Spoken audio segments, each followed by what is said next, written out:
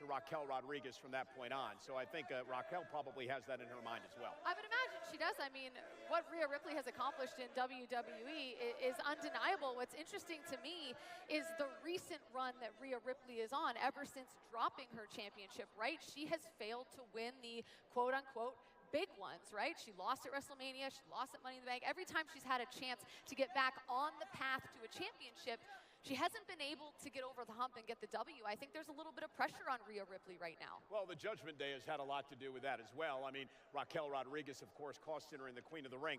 And ever since Rhea Ripley was exorcised, so to speak, from the Judgment Day, it's just been a thorn in her side. They just won't go away. Yeah, well, Rhea Ripley is, of course, one of the top dogs in the entire division. They have a bunch of history. They kind of are tied together for eternity. I don't believe they're ever not going to have beef. They're never going to smooth things over. And I think that Raquel is somebody who was so close to Liv Morgan, who, of course, unfortunately has suffered a devastating injury recently, is going to be AWOL for a while. Raquel sees that as an opportunity to step up and fill the void that Liv Morgan has left. And a big part of doing that is finally putting Rhea Ripley down for good. I can't believe I'm going to say this, but I completely agree with you. I wanted to say those exact things. I think if I'm Raquel and I beat the likes of Rhea Ripley tonight in a street fight, no less, I'm going immediately to Adam Pearce, and I am asking for a singles title opportunity because I think that's how much a win over someone like Rhea would be for Raquel. Well, Raquel also has a lot in her mind, and Wade alluded to it. Liv Morgan, her tag team champion, out for months now after shoulder surgery.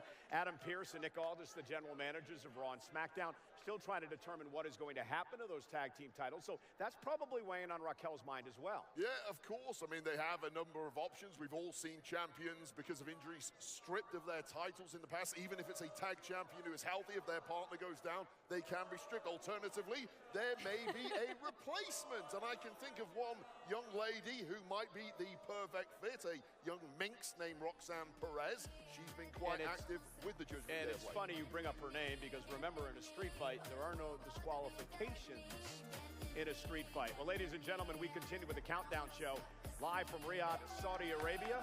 Just